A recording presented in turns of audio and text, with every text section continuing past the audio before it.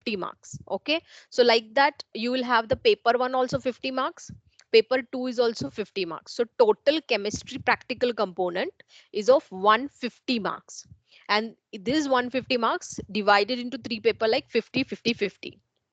Now when we are talking about 50 marks of this organic chemistry, how we are going to conduct the exams?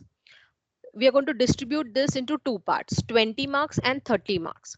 So 20 marks you will have some pre-lab assignment, that is before we start the experiment we are going to give you this assignment, or kind of like a quiz only, and that you're going to solve. We will give certain time for solving this assignment because we want you to find the answer and then write down the answer. Okay, you have to read it through the books or you can search online and you can solve those questions and then you can write those answers and submit your assignment. Okay, so for that all those assignments you will get 20 marks.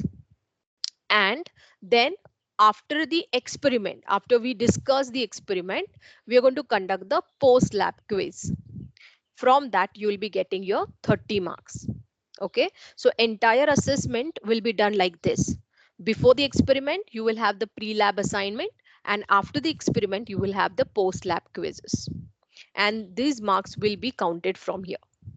Now, how we are going to conduct this pre-lab assignment? Let us talk about it. Now, when I'm talking about this organic chemistry practical, you have total 6 experiments here. We are going to discuss these 6 experiments with you.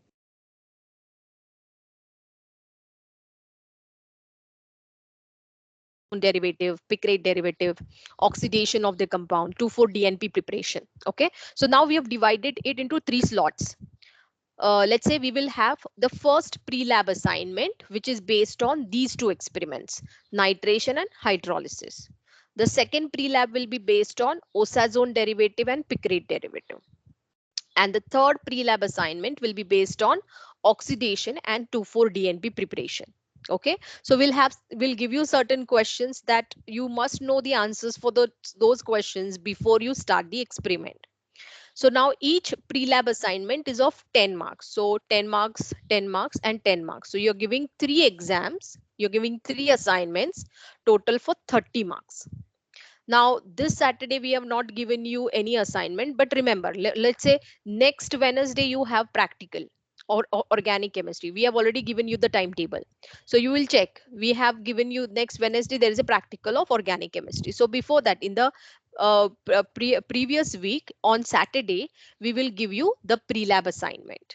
Okay, you will solve this pre-lab assignment and you need to finish this and submit it by Tuesday 6 p.m. Okay, at this point we will close the responses. We are not going to open this quiz again, assignment again. You have to submit the in these days only. We are giving you 4 days for solving the assignment: Saturday, Sunday, Monday, Tuesday. So you need to complete this and you have to submit it. Okay, and make sure you will be solving this assignment of your own. Don't ask your other friends and get the answers and just solve it, because it is not going to help you. If you'll solve this pre-lab assignment properly, it is going to help you for the post-lab quiz also, because you must know the method to calculate certain thing. You must know the role of certain reagent. If you're doing all these things of your own, then the post-lab quiz will be easy for you. Okay, now as I said, we are going to give you 3 pre-lab assignment, but in the previous slide I have shown you that pre-lab assignment is of how many marks? 20 marks. But we are going to give you 3 assignments, so it is of 30 marks. So whatever marks you will get it out of 30, we will convert it into 20 marks. Okay, so from here, this pre-lab assignments, we are going to give you 20 marks. So there will be 3 pre-lab assignment that will be given in this particular based on these 3 experiments. Similarly, once we finish the practical, like for example, once we finish the nitration and the hydrolysis, we'll declare a date. On that date, the exam will be conducted on this. That will be post-lab quiz, which will be again of 10 marks. 5 marks question from nitration and 5 marks question from the hydrolysis. For that, as I said, there will be a proper date declared, and on that date, you will be giving this exam in a given time. तो अगर 10 marks का है तो max to max let's say 10 minutes और 15 minutes, 30 marks का है तो 25 to 30 minutes. तो in that time only you are supposed to finish this quiz and submit the paper. So like this again, post lab quiz, how many we are going to conduct? We are going to conduct 3. Again the combination will be same. Nitration hydrolysis पे एक quiz होगा, osazone picrate पे second quiz, and oxidation and 2,4-DNP पे third quiz. And here whatever the total you will be getting, that will be counted out of 30. So 20 marks from the pre-lab assignment and 30 marks from the post-lab quiz you will be getting for this. There will be no final exam for the practical at the end. This is a continuous internal assessment we are going to do. Okay, and we're going to conduct this assessment throughout. So if you miss any of this pre-lab or post-lab quizzes, you are going to lose the mark, because we are not going to give you any additional quiz at the end. So whatever marks you count out of this, that will be counted as your total out of 50 marks for the organic paper. In the similar fashion, even the physical chemistry and inorganic chemistry is going to conduct the pre-lab and the post-lab. There also the distribution will be same. 20 marks you will be getting for the pre-lab assignment and 30 will be getting for post-lab assignment. Now, whatever the post-lab quizzes are there, these quizzes we are going to conduct for all 3 papers together. जैसे 2 experiment physical के हो गए, 2 experiment inorganic के, और ये 2 experiment organic के, तो ऐसे मिला के एक 30 मार्क्स का एग्जाम साथ में होगा. लेकिन उसका date 1 week before we are going to declare, and on that day we are going to conduct that exam. Remember this. Okay, I hope everyone has understood the pattern of this practical conduction, how we are going to take. Is there any doubt in this pattern? No, ma'am. Okay, the similar pattern will be followed by the physical chemistry and inorganic chemistry also. I don't know whether they're going to give you on Saturday itself or not, that you can confirm it from the respective teachers. But for organic chemistry, we are going to give you the assignment on Saturday, and then you will be finishing by Tuesday. This is for pre-lab. Post-lab का एक दिन declare होगा और उसी दिन वो किया जाएगा. ठीक है, so this will be the pattern for entire organic chemistry practical. Practical तुम्हें लिख के रखना है properly in the proper A4 size journal or notebook you are going to take, and properly all these things you keep on writing, because this will be helping you for the quizzes also. Okay, so that's it from my end. Now Saurabh sir will start with the introduction of the practical. Okay, I'll just share my screen. Thank you, ma'am.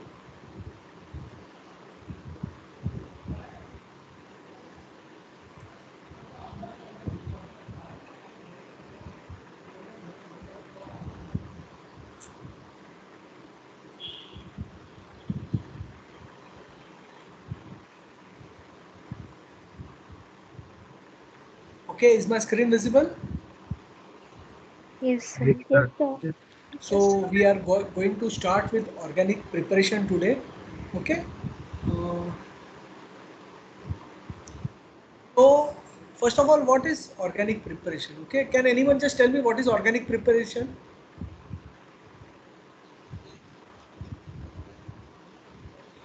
Yes. Of organic compound. Sorry. Can you repeat? Preparation of Yes. organic compounds. Okay, preparation of organic compound. Okay, organic preparation can be called as chemical synthesis or preparation of organic compound. Okay, from maybe other organic compound. Okay, so organic preparation or organic synthesis is a special branch of chemical synthesis, and actually you are trying to synthesize organic compounds having special applications. Okay, you are trying to synthesize, let's say, any medicine or any this artificial flavor, okay, or maybe any explosive. Okay, you are trying to do that by using organic preparation. Okay, so we are just going to see a few examples. Okay, before that I'm just giving you a small explanation of organic preparation. It is nothing but conversion of compound A into compound B, okay, by the means of a suitable reagent. Okay, so this is nothing but the organic synthesis or organic preparation. Okay, it is nothing but converting a compound into another organic compound by using a suitable reagent, and you are doing it with some intention. You are doing it for some commercial application. मतलब ऐसा आप product बनाओगे जिसका कुछ application रहेगा. Okay, now okay, importance we have already seen. It is useful in creating new organic molecule, और इसके काफी सारे applications है organic synthesis के. First, it is used in making drugs. Okay, काफी सारे medicines है. For example, ciprofloxacin. Okay, ये antibiotic है जो eye drops में use करता है. Okay, so okay, so that it is used in making drugs. It is also useful in making insect repellent. Okay, आपका जो Odomos use करते हैं आप लोग. Okay, good night या Odomos. Okay, so उसमें insect repellent रहता है N-diethyl benzamide. Okay, that is made by using, okay, again it is an organic molecule and it is made in the lab. Okay, by using diethylamine and benzoyl chloride. Okay, so another thing is you can also use it for making artificial flavor. Okay, limonene नाम का एक compound है जो citrus fruits में मिलता है. Okay, you can make it in the lab. Okay, limonene, and then you can use it in medicines. You can use it in food as a flavoring agent. Okay, so that is another application of organic preparation या organic synthesis.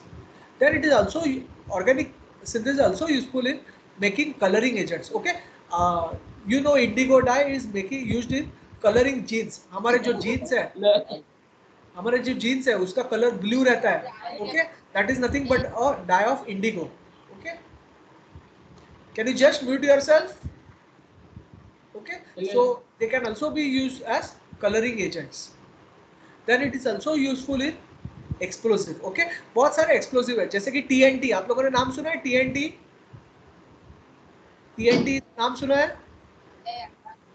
Yes. Trinitro. Yes. Trinitrotoluene. Very good. Trinitrotoluene. और वो explosive में use करते हैं. It is used in explosive. Okay. So ऐसे explosives भी बना सकते हैं by using your organic synthesis. And last, it can also be used for making detergents. In fact, there are n number of applications. I have listed only a few. Okay, so it can also be used in making detergents. Okay, dodecyl dodecyl ammonium chloride. Okay, या फिर dodecyl benzene के जो कोई derivatives है, they can be useful in making detergents. Okay, normally जो long chain जिसको रहते हैं और एक साइड पे सल्फोनेट सॉल्ट रहता है. Okay, they are useful in making detergents. Okay, and they have that detergent like property. So ये सारे एप्लीकेशंस है. In fact many in fact I have not listed them. These are just a few of them those. So हम लोग अभी same 3 में कौन से preparations देखने वाला है. Okay, which we are going to see. पहला है नाइट्रेशन ऑफ नाइट्रोबेंजीन. ओके, ये आज हम लोग देखने वाले हैं. Second is picrate formation. The third is hydrolysis of ester. The fourth is an acetylation of aromatic primary amine. The fifth is 2,4-DNP of aldehyde और ketone. And the sixth is oxidation of an aldehyde. तो ये 6 experiment हम लोग cover करने वाले हैं. Okay, हमारे same 3 के ऑनलाइन प्रैक्टिकल के इसमें. सो अभी हम लोग स्टार्ट करने वाले first experiment, nitration of nitrobenzene. Okay, तो सर पहले हम लोग थ्योरेटिकल पार्ट देखने वाले हैं एक्सपेरिमेंट का. So nitration of benzene is actually an example of electrophilic substitution reaction. Okay, it is an example of electrophilic. Now can anyone tell me what is electrophile? What do you mean by electrophile? Electron loving species. Electron loving species, or you can say that electron deficient species. Okay, H plus ion, NO2 plus ion. Okay, AlCl3, all these are electron deficient compounds or species. Okay, so electrophile मतलब के electron deficient species or those who like electrons. Okay, so therefore nitration is also an example of that. ये reaction में क्या होता है? H plus ion is replaced by NO2 plus ion. Here H plus ion is replaced by NO2 plus ion. H plus ion is a electrophile and NO2 plus ion is also electrophile. So one electrophile is replaced by another electrophile. Okay, अभी हम लोग reaction देखने वाले हैं. ये हमारा अभी reaction है. Okay, this is the reaction. आप अगर यहाँ पे देखते हो, ओके, तो यहाँ पे you can see here this is which compound? Yes, this is Nitrobenzene. Nitrobenzene, you are reacting with HNO3. This is HNO3 I have represented it here, and you are getting this product. What is this name? इसका नाम क्या है? या dinitro, लेकिन कौन सा dinitrobenzene? Very good, it's called as metadinitrobenzene. So आप nitrobenzene का नाइट्रेशन करके मेटाडाइनाइट्रोबेंजीन बना रहे हो. You are doing a nitration of nitrobenzene to get metadinitrobenzene in the presence of sulphuric acid as a catalyst. Okay, and you are giving it some heat. Okay, heat is required for that reaction. Okay, so ये आपका reaction है.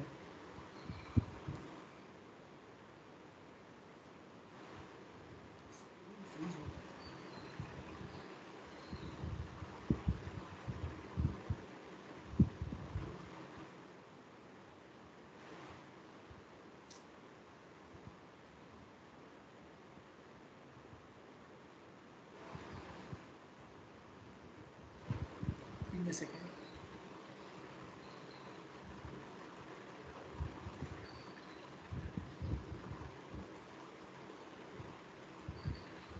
Okay, तो ये आपका reaction है. Okay, यहाँ पे आप देखते हो तो यहाँ से एक हाइड्रोजन निकल गया और यहाँ से एक OH निकला है. ओके, और H2O निकल गया. ये H और ये कंबाइन करके आपको H2O मिला. So H2O has been removed here. Okay, this H2 is formed here. Okay, तो नाइट्रेशन रिएक्शन में वाटर मॉलिक्यूल इज लॉस्ट. अभी हम लोग ये देखते हैं. ओके,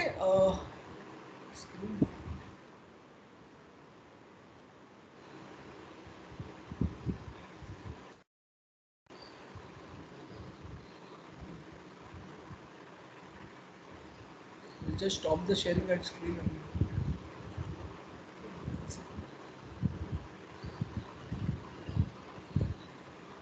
अभी हो गया. Okay, very good. So see now, अभी हम लोग देखने वाले हैं कि ये नाइट्रो ग्रुप ओके डीएक्टिवेटिंग क्यों है. Now can anyone just tell me whether nitro group is electron donating और electron withdrawing? Yes, anyone can just tell me whether nitro group is electron donating or electron withdrawing? Electron withdrawing group. Very good. So nitro group is a electron withdrawing group.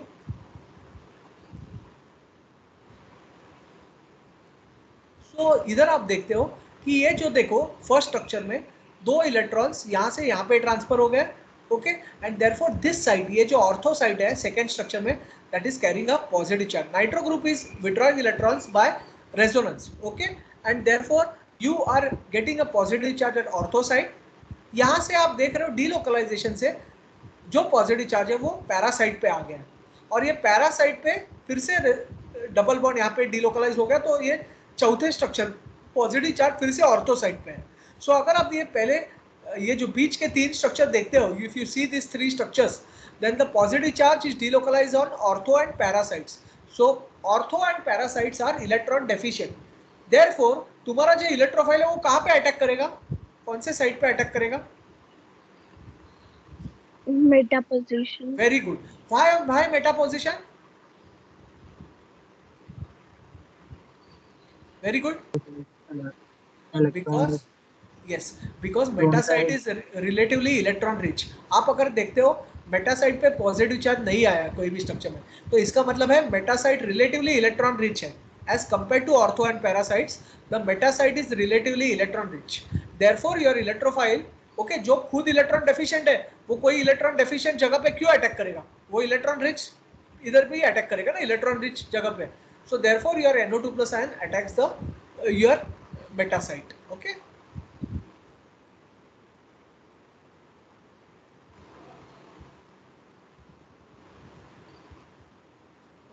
तो आप देख रहे हो. पहले हम लोग अभी ये मैकेनिज्म देखेंगे रिएक्शन का. मैकेनिज्म में 3 स्टेप्स है, उसमें से पहला स्टेप है generation of electrophile.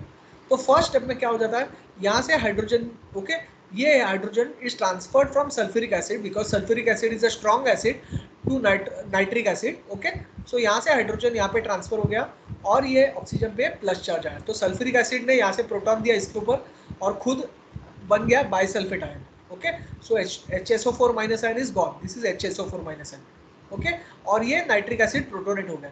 Next step में यहाँ से वाटर मॉलिक्यूल निकला, ओके, या water molecule was removed here and you have got this, ये इलेक्ट्रॉन्स यहाँ से नेगेटिव चार्ज इधर आ गया and you have got this nitronium ion, okay, you have got this nitronium ion, 2 electron यहाँ से चले गए और यहाँ से नेगेटिव चार्ज यहाँ पे ऐड हो गया, मतलब यहाँ पे डबल बॉन्ड बन गया and you have got this NO2 plus ion which is your actual electrophile which is called as nitronium ion, okay, this is called as nitronium ion. और फिर बाद में जो वाटर बना था वो वाटर को किसने प्रोटोनेट किया, सल्फ्यूरिक एसिड ने प्रोटोनेट किया, यहाँ से सल्फ्यूरिक एसिड ने वाटर को प्रोटोनेट किया और बाइसल्फेट आयन बन गया, ओके। सो सल्फ्यूरिक एसिड का रोल क्या है, sulphuric acid, okay, has protonated trees and generated nitronium ion and it has also protonated the water to form the oxonium ion. तो water जो था उसको रिमूव कर दिया, it has protonated again water, okay, ये आपने सल्फ्यूरिक एसिड एक्सेस में use किया, you use access quantity of sulphuric acid, इसलिए यहाँ पे भी सल्फ्यूरिक एसिड है और यहाँ पे भी है, ओके। फिर बाद में नेक्स्ट स्टेप जो आपके मैकेनिज्म का आता है वो है attack of the electrophile on the benzene ring. तो ये आपका इलेक्ट्रोफाइल जो है, जो कि नाइट्रोनियम आयन था, दिस इज योर इलेक्ट्रोफाइल, वो क्या करता है, it will attack this, okay, it will attack the site at meta position because meta position is relatively electron rich. तो ये मेटा साइट पे अटैक किया तो उसके वजह से यहाँ पे पॉजिटिव चार्ज आया, यहाँ से इलेक्ट्रॉन्स यहाँ पे डिलोकलाइज हो गए, तो ये पॉजिटिव चार्ज इधर आ गया, ओके, आप देख रहे हो इधर आ गया, और यहाँ से डबल बॉन्ड इधर ये हो गया, तो यहाँ पे पॉजिटिव चार्ज आया। All this are the resonating structure for this, okay, species which is called as arenium ion, इसको बोलते हैं अरेनियम आयन या बेंजीनोनियम आयन। ये 3 स्ट्रक्चर उसके रेजोनेटिंग स्ट्रक्चर्स हैं, ओके। और फिर बाद में लास्ट स्टेप है डीप्रोटोनेशन। तो सल्फ्यूरिक एसिड का और एक फायदा है, वो HSO4 माइनस आयन जो बना था वो क्या करेगा, यहाँ से प्रोटॉन रिमूव करेगा और इसके 6 पाई इलेक्ट्रॉन्स वापस आ जाएगा, ये double this pi sigma bond will be shifted inside और ये पाई बॉन्ड फिर से जनरेट हो गया और आपका कंपाउंड मेटा डाइनाइट्रोबेंजीन बन गया, okay. So these are the 3 important steps in the mechanism of nitration। पहला था जनरेशन ऑफ इलेक्ट्रोफाइल, सेकेंड था attack of the electrophile on the aromatic ring and third था डीप्रोटोनेशन। ये ऐसे सीक्वेंस में हुए, okay. So you should be knowing this. अभी हम लोग देखेंगे role of sulphuric acid. Can anyone just tell me the role of sulphuric acid? अभी हम लोगों ने मैकेनिज्म डिस्कस किया, can anyone just tell me the role of sulphuric acid? Sorry, very good, it is a dehydrating agent. और कुछ?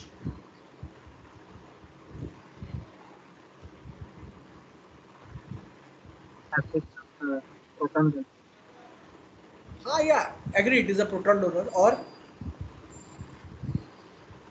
मतलब reaction में क्या फायदा हुआ नाइट सल्फ्यूरिक एसिड का? नाइट्रो ग्रुप फॉर्म होता है। Very good, it helps in the formation of nitronium ion. तो पहला स्टेप क्या है, it helps in the generation of, पहला इसका इंपॉर्टेंट क्या है, ये it helps in the generation of the electrophile that is nitronium ion which is the attacking species. तो अटैकिंग स्पीसीज जनरेट करने में हेल्प करता है। सेकंड थिंग आपने जैसे बताया, it acts as a dehydrating agent, okay. तो वाटर जो फॉर्म हुआ उसको रिमूव करने में मदद करता है। यू नो सल्फ्यूरिक एसिड अगर हमारे हाथ पे गलती से भी गिर गया तो स्किन पे ऐसे ब्लिस्टर्स आ जाते हैं because that sulphuric acid removes the water from your skin, okay. तो तुम्हारा स्किन थोड़ा सा ड्राई जैसा हो जाता है और उसके ऊपर ब्लिस्टर्स आते हैं, okay. So it is that powerful dry, yes, dehydrating agent, okay. So इसके वजह से क्या होगा, जो रिएक्शन में water as a by product बनेगा वो वाटर को रिमूव करेगा, okay, it will protonate it.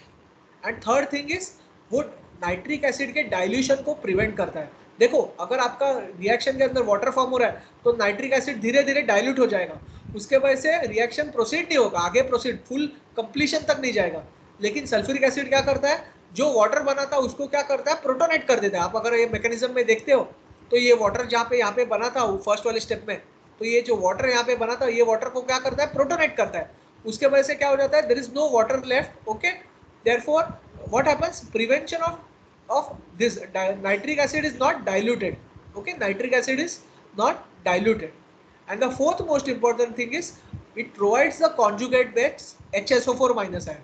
वो conjugate base देता है HSO4 minus ion which helps in the removal of proton from auranium ion to regain aromaticity and form the this अपना form the meta dinitrobenzene। यहाँ पे meta dinitrobenzene आना चाहिए, so it helps in this okay formation of meta dinitro. ये step अगर आप देखते हो तो ये HSO4 माइनस आयन जो सल्फ्यूरिक एसिड से मिला, it helps in the removal of this hydrogen okay and your meta dinitrobenzene is generated okay और 6 पाई इलेक्ट्रॉन्स वापस आ जाते हैं। सो ये इसका और एक एडवांटेज है कि ये प्रोटॉन रिमूवल में मदद करता है। इसका जो H2SO4 का कॉन्जुगेट बेस है HSO4 minus ion, it helps in the removal of this proton okay.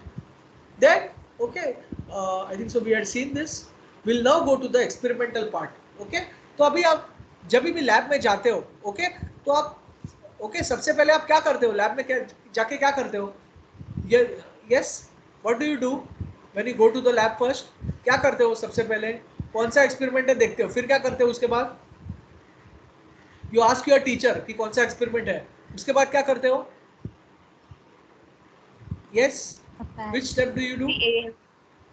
yes वो सब लिखने का बाद थोड़ा आप लिखते हो अगर हो, उसके बाद क्या करते हो? you collect what?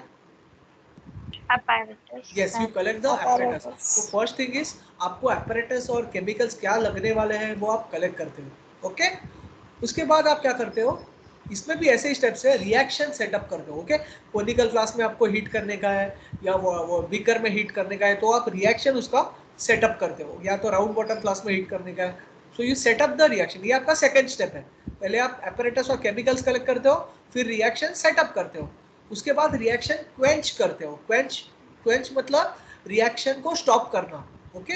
रिएक्शन समझ लो हमारा 1 घंटे का रिएक्शन है, तो वो 1 घंटे बाद आप रिएक्शन को स्टॉप करते हो by pouring it in water okay. हमारे सिंक में नहीं, beaker containing water, you can take a beaker okay containing water and into that you pour that reaction mixture, तो उसको बोलते हैं रिएक्शन क्वेंच करना, और उसका दूसरा नाम है वर्कअप ऑफ द रिएक्शन। तो आप ये करते हो, उसके बाद आप क्या करते हो? प्रोडक्ट आइसोलेट करते हो by the means of filtration. By the means of filtration you isolate the product, और उसके बाद आप क्या करते हो? ड्राई करते हो कंपाउंड को, जो आपका इम्प्योर प्रोडक्ट है, जो प्रोडक्ट मिला है उसको ड्राई करते हो। उसके बाद आप उसका वेइंग करते हो, और बाद में सबसे लास्ट में उसका आप प्यूरिफाई करते हो, you do the purification of this. तो ये आपका सब स्टेप्स है, ये ऑर्गेनिक प्रिपरेशन का सभी का ये स्टेप्स रहता है okay. It goes in this sequence: apparatus and chemical needed, setting up of reaction, workup or stopping of the reaction, isolation of the product by filtration, drying of the crude product, crude मतलब impure okay, जो product आपको directly इससे मिला है reaction में से, उसको crude product कहते हैं। उसके बाद वेइंग करते हो उसको प्रोडक्ट को, और बाद में उसको प्यूरिफाई करते हो okay, purification. So these are the steps. अभी हम लोग पहले apparatus क्या क्या लगने वाले हैं वो देखेंगे। We see the apparatus which are needed। आपको टेस्ट ट्यूब लगेगा, फनल लगेगा, कोनिकल फ्लास्क लगेगा 150 ml का, और वाटर बाथ लगेगा ओके। ये सारी चीजें आपको लगने वाला है। और भी चीजें लगने वाली है हम लोग को। मेजरिंग सिलेंडर लगेगा, you require a spatula, you require a beaker, and then you will require a watch glass okay। These things will be required, and then we'll see what are the chemicals we had seen. What were the chemicals required, by the way? Could you just tell? We had seen the reaction. Nitrobenzene Very H2SO4. yes, sorry, can you please repeat? Yes, Nitrobenzene H2SO4. okay, so, nitrobenzene H2SO4, only these two or anything more chemicals? Very good. So HNO3 के बगैर तो nitration होगा ही नहीं, वो तो चाहिए ही okay. सो आपको ये चीजें लगने वाली है: concentrated nitric acid, concentrated sulphuric acid, और तीसरा चीज है नाइट्रोबेंजीन ओके। तो ये केमिकल्स आपको लगने वाले।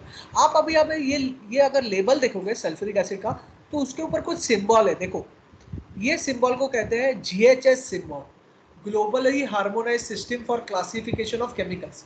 तो इसको GHS सिंबल कहते हैं। ये आपको बताता है कि केमिकल कितना डेंजर है ओके।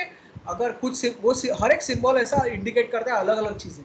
देखो ये ऐसा, यहाँ पे देखो नाइट्रोबेंजीन के बॉटल पे देखो कैसा है, स्केलेटन का सिंबल है। सो इट इंडिकेट्स ओके कि कितना डेंजरस है केमिकल। केमिकल फ्लेमेबल है क्या, या फिर केमिकल एक्सप्लोसिव है क्या, या फिर केमिकल करोसिव है क्या ओके। ये चीजें बताता है। तो हमेशा केमिकल का बॉटल है उसके ऊपर लेबल देखने का, that label will tell you okay क्या है, मतलब उससे क्या इंफॉर्मेशन मिलता है कि आग लग सकता है क्या, फ्लेमेबल है क्या ओके, या पायरोफोरिक है क्या ओके, ऐसे टाइप का। मतलब पायरोफोरिक मतलब immediately it will this okay, slightly heat होने पर या फिर ये होने पर it will catch fire okay. So वैसे टाइप का, सो या तो एक्सप्लोसिव है क्या, okay. So this symbols are known as GHS symbols, okay. और एक चीज आप कर सकते हो, ये जो केमिकल्स है उसके material safety data sheet online मिलते हैं, material safety data sheet. It is just 2 और 3 पेज शीट, ओके। और ये ऑनलाइन भी आपको मिल सकते हैं, फ्री ऑफ कॉस्ट मिलते हैं। ये आपको केमिकल के टॉक्सिक इफेक्ट्स क्या है और उसको कैसे हैंडल करने का, ये सब चीजें आपको बताते हैं, okay. So material safety data sheet एक बहुत इंपॉर्टेंट है, जो हमेशा ये कॉमनली जो कॉमन केमिकल्स है, nitric acid, concentrated sulphuric acid, okay, इसके आपको इजीली मिल जाएंगे, okay. So MSDS material safety data sheet and GHS labels, okay. उसके बाद ये एक बार केमिकल्स होने के बाद, okay, we have to make the nitrating mixture. आपको नाइट्रेटिंग मिक्सचर बनाने का है। याद रखो, आप ये डायरेक्टली नाइट्रिक एसिड और सल्फ्यूरिक एसिड यूज नहीं करने वाले, आप पहले उन दोनों से नाइट्रेटिंग मिक्सचर बनाओगे और वो नाइट्रेटिंग मिक्सचर आप रिएक्शन में यूज करोगे। उसके लिए आपको कैसे करने का है, 3 ml नाइट्रिक एसिड लेने का टेस्ट ट्यूब में। टेस्ट ट्यूब को उसके बाद आपको, okay, you have to cool it in ice, okay, test tube को आइस में कूल करने का। और उसके बाद आपको उसके अंदर 4 ml concentrated sulphuric acid slowly add करने का है, वेरी केयरफुली, क्योंकि रिएक्शन एक्सोथर्मिक है, हीट इवॉल्व होगा, इसलिए आपको स्लोली ऐड करने का है। सो 3 ml नाइट्रिक एसिड लिया टेस्ट ट्यूब में और उसके अंदर स्लोली आइस कूल करके 4 ml of concentrated sulphuric acid add किया, ओके, कॉशियसली ऐड किया। Once this has been added, what you have to do, okay, आपको ये प्रिकॉशंस पहले देखने चाहिए, okay, before handling this, okay. ये एक बार, okay, you have to see the precautions. Can anyone just tell me what should be the precautions for this? या अभी आपने बना लिया नाइट्रेटिक मिक्सचर, तो अभी आपको प्रिकॉशंस क्या लेना चाहिए ideally? Can anyone just tell me what precautions should be taken? Yes. Safety glasses to protect eyes. Yes. Safety from what? Sorry. From harmful chemicals. From harmful chemical. यहाँ पे harmful chemical कौन से हैं आपके? Concentrated Yes. acids. Very good. Nitrogen. Yes, concentrated solution. So concentrated sulfuric acid, concentrated nitric acid, ये बहुत corrosive है, okay? So you have to handle it very carefully. तो आपने नाइट्रेटिक मिक्सचर बनाया, वो किससे बनाया? concentrated sulfuric acid और concentrated nitric acid से बनाया, तो वो बहुत corrosive है, therefore you have to handle it very carefully. Second thing is, आपके सारे apparatus अच्छे से dry होने चाहिए, okay? That care you should be taken, because if water is left in the reaction, then reaction will not take place, okay? आपका reaction होएगा ही नहीं, complete नहीं जाएगा, okay? Therefore you have to dry the apparatus perfectly before setting up the reaction. And the third most important thing, nitrobenzene is a skin allergen, okay? And therefore it has to be handled with extreme care. These precautions you will be following throughout the experiment. अभी आपको क्या करने का है, measuring cylinder लेने का। 2 measuring cylinder लिया मैंने, 2 5 ml के मेजरिंग सिलेंडर लिया। एक में मैंने भरा nitrobenzene. I have taken 1 ml of nitrobenzene, okay. Please write down this in your record book. अगर आप नोट डाउन कर रहे हो तो please note that you have taken 1 ml of nitrobenzene. Then you have taken 3 ml of nitrating mixture, okay. 3 ml आपने नाइट्रेटिक mixture लिया, ये दोनों आपने मेजरिंग सिलेंडर में लिया। फिर आपने क्या किया, रिएक्शन सेटअप करने के लिए आपने ये कोनिकल फ्लास्क लिया। You have taken one small 150 ml conical flask which is perfectly dry. उसके अंदर आपने फनल रखा, ये फनल रखा, और फिर आपने ये जो नाइट्रोबेंजीन है वो इसके अंदर आपने पोर किया, okay. You have poured the nitrobenzene in this conical flask with the help of the funnel. उसके बाद में आपने क्या किया, नाइट्रेटिक मिक्सचर लिया, ओके। सेम कोनिकल फ्लास्क में नाइट्रेटिक मिक्सचर आपने 3 ml जो था वो ऐड कर दिया। You have added this 3 ml of nitrating mixture, okay. तो ये एक बार एडिशन होने के बाद आपने क्या किया, आपने ये जो है आपका कोनिकल फ्लास्क जिसके ऊपर आपका फनल है, आपने वो क्या किया, एक स्टेनलेस स्टील का वाटर बाथ है, ओके। इसके अंदर आपने ये रख दिया। उसके अंदर पहले आपने वाटर फिल अप किया, you have filled water and then you have put some cotton here on this and then you have put it inside this water bath. I am repeating this procedure. पहले ये देखो, पहले आपने ये water bath लिया, ये जो आपका नाइट्रेटिक मिक्सचर और नाइट्रोबेंजीन इसके अंदर था वो लिया, उसके ऊपर फनल था, ओके। ये जो बात है उसके अंदर वाटर फिलअप किया, ऊपर कॉटन लगाया फनल के इधर, और ये अंदर रख दिया। You have kept it inside, okay. So एक बार ये हो गया, ओके। ये फनल का रोल ऐसा है कि अगर ये ज़्यादा हीट अप हो जाए अंदर सॉल्यूशन, तो ये फनल के इधर लग के ये कंडेंस होके फिर से नीचे आ जाएंगे. Okay, vapours will not go outside. Okay, इसके वजह से आपने कॉटन भी यहाँ पे थोड़ा रखा है, so that not much vapours can go outside. Okay, and most of this will stay inside. Okay, reaction mixture तुम्हारा. अनदर थिंग इज, आपने वाटर बाथ क्यों यूज किया, डायरेक्ट हीटिंग क्यों नहीं यूज किया? क्योंकि अगर आप वाटर डायरेक्ट हीटिंग यूज करोगे तो ज्यादा टेम्परेचर आपको मिलेगा. आपको टेम्परेचर ज्यादा नहीं चाहिए, एकदम हाई टेम्परेचर नहीं चाहिए. It is should be close to 100. Okay, therefore you used a water bath. Okay, अगर आप डायरेक्टली हीट करोगे तो टेम्परेचर 200 300 तक चल जाएगा. Okay, and it is not good. There is a chance of polynitration also. Okay, so therefore it is avoided by using a water bath. Okay, so water bath इसलिए आपने use किया. फिर आपने ये रिएक्शन जो आपने ये किया है, ओके, ये सेटअप किया, आपका सेटअप ये ऐसा है. ओके, बीकर के अंदर conical flask. Okay, funnel, cotton. Okay, और अंदर रिएक्शन मिक्सचर आपका नाइट्रोबेंजीन प्लस नाइट्रेटिक मिक्सचर, और ये नीचे ट्राइपॉड पे रखा हुआ है सब, और बर्नर चालू किया. This you will do for 45 minutes. ये हीटिंग आप 45 मिनट्स के लिए करोगे. Okay, you will heat it for 45 minutes. Okay, ऐसे टाइप से आप ये असेंबली लगाओगे, और उसके बाद 45 मिनट्स होने के बाद आप क्या करोगे, रिएक्शन को क्वेंच करोगे, मतलब रिएक्शन को स्टॉप करोगे. उसके लिए पहले आपको क्या करना पड़ेगा, ये कोनिकल फ्लास्क थोड़ा वार्म रहेगा तो उसको आइस कोल्ड वाटर में रखना पड़ेगा, जो कि बीकर में. तो आप बीकर या फिर ऐसा स्टेनलेस स्टील का बात ले सकते हो जिसके अंदर वाटर डाला है, कोल्ड वाटर, और उसके अंदर आप ये कोनिकल फ्लास्क रखोगे. You will have a conical flask inside this. Okay, ये एक बार कोनिकल फ्लास्क इसके अंदर रख दिया, देन फॉर ये बाद ठंडा हो गया तो स्लोली आप ये क्या करोगे, आइस कोल्ड वाटर में पोर करोगे. आइस कोल्ड वाटर में ये रिएक्शन मिक्सचर जो था जिसके अंदर नाइट्रोबेंजीन और नाइट्रेटिक मिक्सचर है, ये आप स्लोली इसके अंदर पोर करोगे वेरी कॉशियसली, और आपका सॉलिड प्रोडक्ट इसके अंदर धीरे धीरे जनरेट हो जाएगा.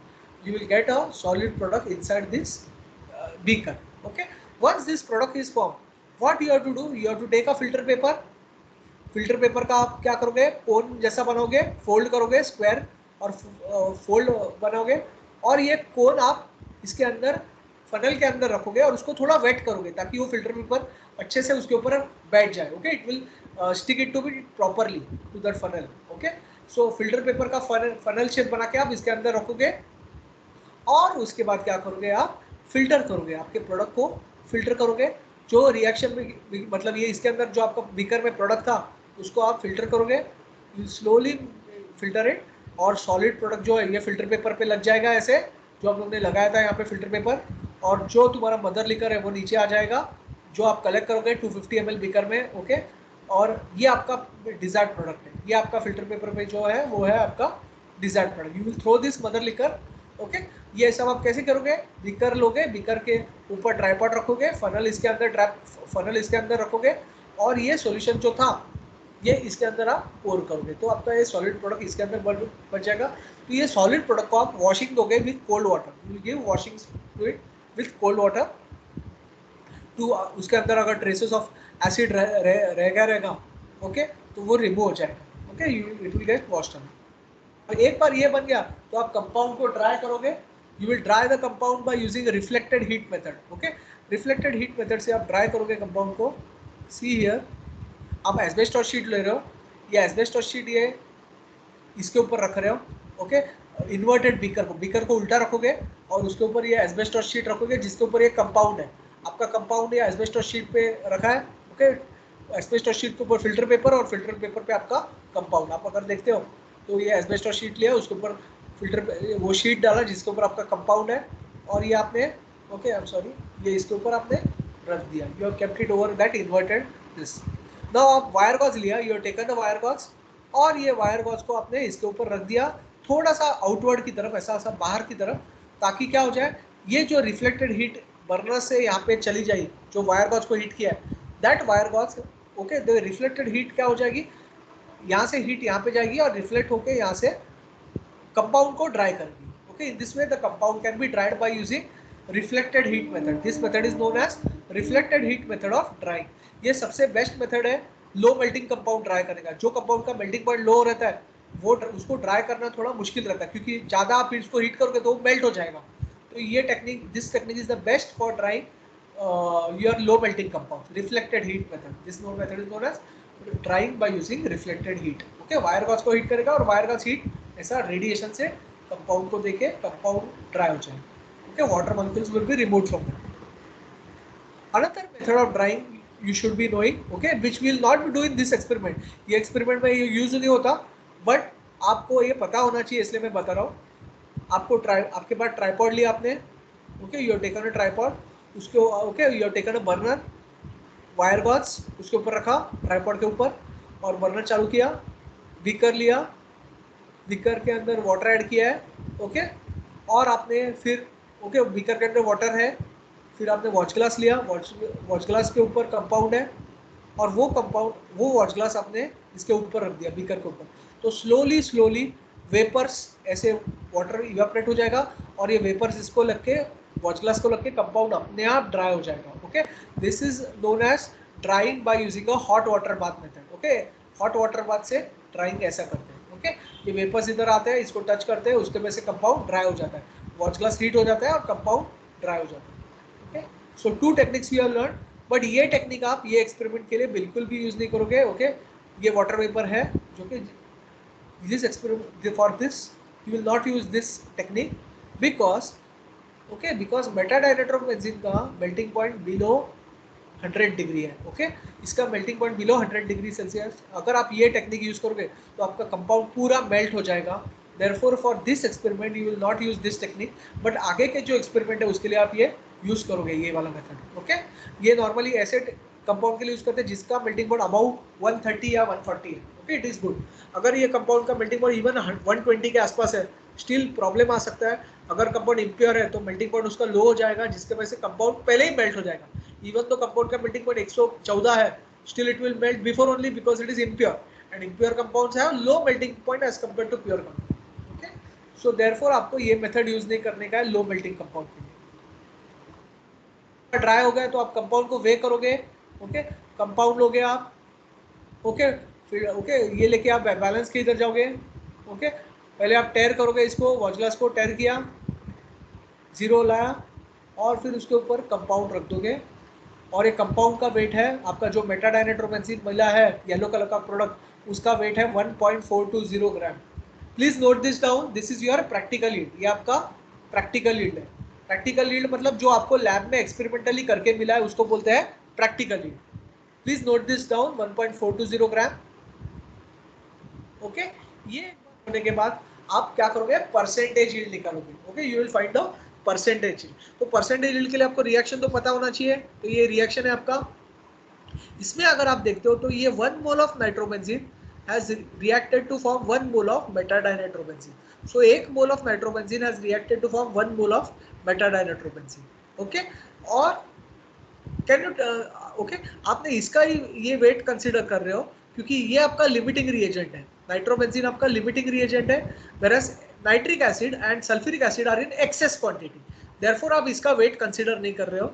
ओके, आप इसका ही नाइट्रोबेंजीन का वेट करो क्योंकि वो कम क्वांटिटी में, it is the limiting reagent and limiting reagent decide करता है कि कितना प्रोडक्ट मिलेगा। ओके, जो एक्सेस क्वांटिटी में मतलब अगर ये 1 मोल में तो ये 20 मोल्स है अगर सल्फ्यूरिक एसिड, तो वो डिसाइड नहीं कर पाएगा क्योंकि सल्फ्यूरिक एसिड तो एक्सेस में है, तो वो इसका यील्ड डिसाइड नहीं कर पाएगा product. Okay, so the one which is present in lower quantity, lower equivalents will decide your this yield. Okay, therefore मैंने ऐसा लिखा है 1 mole of nitrobenzene will give 1 mole of beta-dinitrobenzene. Now can you calculate the molecular weight of nitrobenzene and tell me? Can anyone just calculate the molecular weight? Before going to the molecular weight, you have to tell me the molecular formula. कितने carbon है इसके अंदर? 6 carbon. Very good. Hydrogen कितने हैं?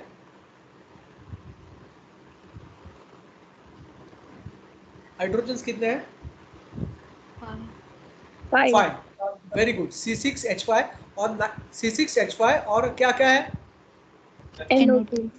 Very good, C6H5NO2। अभी carbon का atomic wait क्या है? मॉलिक्यूलर फॉर्मूला है C6H5NO2। यस, कार्बन का एटॉमिक वेट 12 है, हाइड्रोजन का 1 है, नाइट्रोजन का कितना है बोलो? 14। नाइट्रोजन का 14 है और ऑक्सीजन का कितना है? Atomic weight. Very good, 16, oxygen का एटॉमिक वेट 16 है। तो आप कैलकुलेट करके मुझे बताओ मॉलिक्यूलर वेट नाइट्रोबेंजीन का। Please tell me molecular weight of nitrobenzene calculation से। We'll just stop in 5 minutes, okay? We'll just calculate this and then we'll stop. कितना आया बोलो?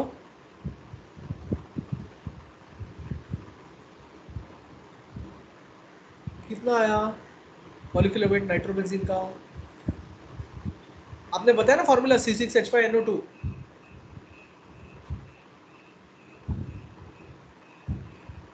अरे बोलो। कार्बन का 12, हाइड्रोजन का 1, नाइट्रोजन का 14 और ऑक्सीजन का 16। कैलकुलेट करो और बताओ मुझे मॉलिक्यूलर वेट। 123. कितना? 120 120. very good, it is 123, okay? 123 gram, very good is the molecular weight of nitrobenzene। अभी मुझे मेटाडाइनाइट्रोबेंजीन का मॉलिक्यूलर वेट बताओ। सिंपल है, बहुत सिंपल है। आप नाइट्रोबेंजीन से मॉलिक्यूलर वेट इसका निकाल पाओगे इजीली।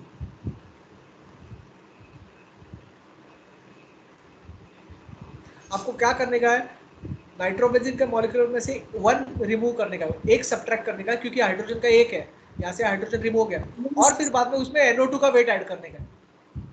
हाइड्रोजन का वेट रिमूव करने का, 1 रिमूव करने का 122, और फिर ये ग्रुप का वेट ऐड करने का, NO2 ग्रुप का, और एक NO2 ग्रुप।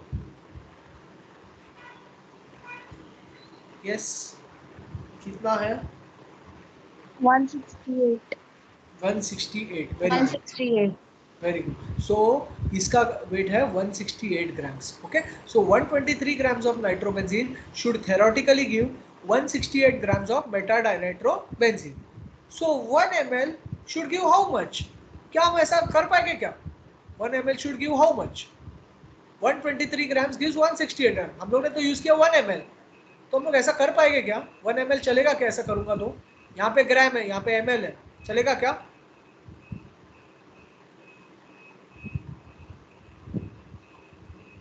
नहीं चलेगा ना? नहीं। Very good. सो अभी मैं ये देता हूँ, डेंसिटी ऑफ नाइट्रोबेंजीन इज 1.2 ग्राम पर। मैंने डेंसिटी दी आपको नाइट्रोबेंजीन का। अभी आप मुझे बताओ क्या करने का।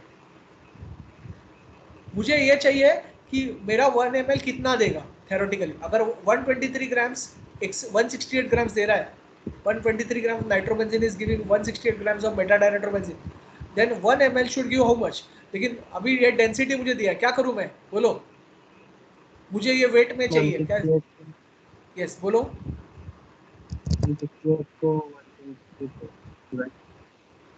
Okay, so you mean to say density is equal to mass upon volume.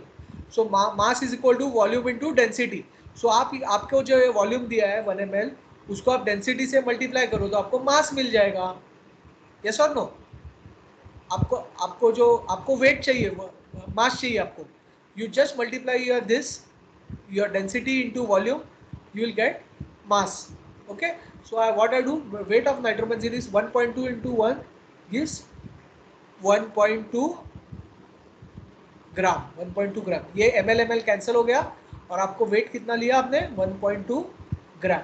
सो अभी आप मुझे कैलकुलेट करके बताओगे थ्योरेटिकल यील्ड क्या आना चाहिए? 1.2 ग्राम। 1 ml की जगह आप 1.2 ग्राम लिखो और मुझे बताओ। यस, मुझे बताओ ये क्या आना चाहिए, कितना आना चाहिए यहाँ पे? Just cross multiply and tell me how much quantity of metadinitrobenzene you should get if you are using 1.2 gram of nitrobenzene. 123 grams of nitrobenzene gives 168 grams. So 1.2 grams should give how much? Yes, bolo. How much? 1.42. Okay, 1.42. Okay, it should be close by that. 1.2 into 1.68 divided by 123. So it will be theoretical. It will be 1.63. Check करो एक बार calculation. 1.63 आया क्या इसका? Yes. हाँ sir 1.63 आया ना? So this is 1.63. ये आपका theoretical yield. Theoretical yield का मतलब क्या है? जो आपको पेपर पे मिला है, ओके? जो आपने मतलब आपका एक्सपेरिमेंटली नहीं मिला, लैब में करके नहीं मिला आपको वेट, जो आपको पेपर ऑन पेपर जो मिला है वो है theoretical yield. Okay, so this is the maximum quantity of nitrobenzene you can get. इससे ज्यादा आपको लैब में कभी मिलेगा नहीं. Okay, so practical yield can never exceed the theoretical yield. Okay, so this is the amount which of metadienitrobenzene which is obtained theoretically. Okay, assuming that you have taken 1.2 gram of nitrobenzene, 1.639 grams of metadienitrobenzene is obtained. लेकिन practically आपको lab में कितना मिला है? Practical lab में कितना मिला था आपको? आपको मैंने बोला था नोट डाउन करने को. 1.420 था क्या? यस. ओके, सो प्रैक्टिकल यील्ड था 1.420. सो अभी मुझे बताओ परसेंटेज यील्ड कैसे निकालने का? How to find the percentage yield and can you tell me the formula? Theoretical yield upon practical yield. Check करो, यही है फॉर्मूला या उल्टा है? उल्टा और इनटू 100 है. Very good. So this is the formula. Theoretical yield तो ये तो हम लोग को आया. प्रैक्टिकल यील्ड हम लोग को पता है 1.430 gram. Okay, so percentage yield is nothing but practical yield upon theoretical yield. Okay, practical yield upon theoretical yield into 100. अभी आप मुझे बताओ, आपका थ्योरेटिकल यील्ड आपने कैलकुलेट किया अभी 1.639, प्रैक्टिकल यील्ड है 1.430. Can you tell me the percentage yield? Calculate करके मुझे बताओ कितना है.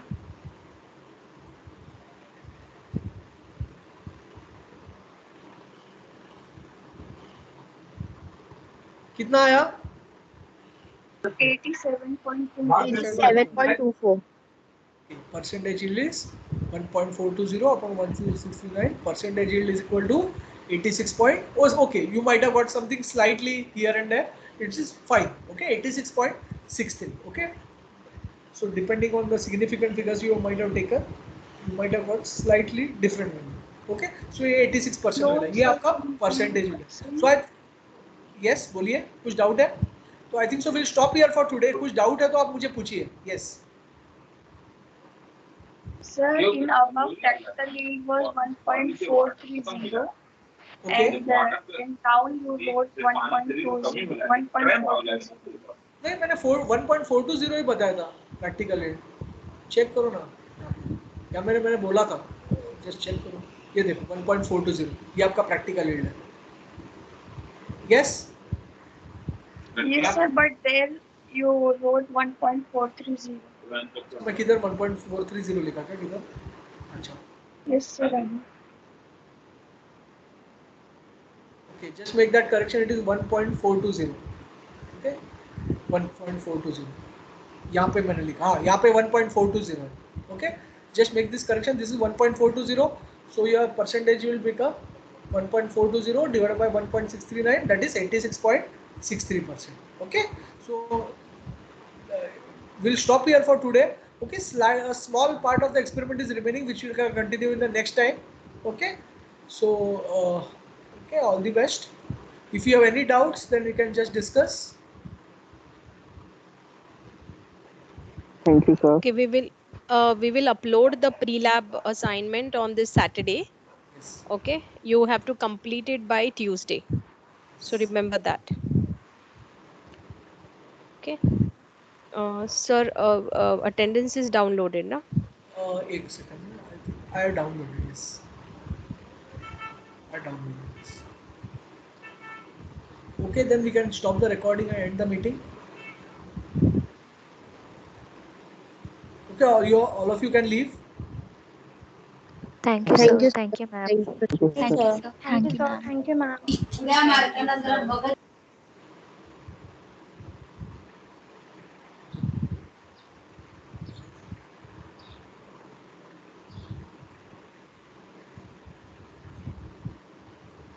Hello, sir, attendance is downloaded, na?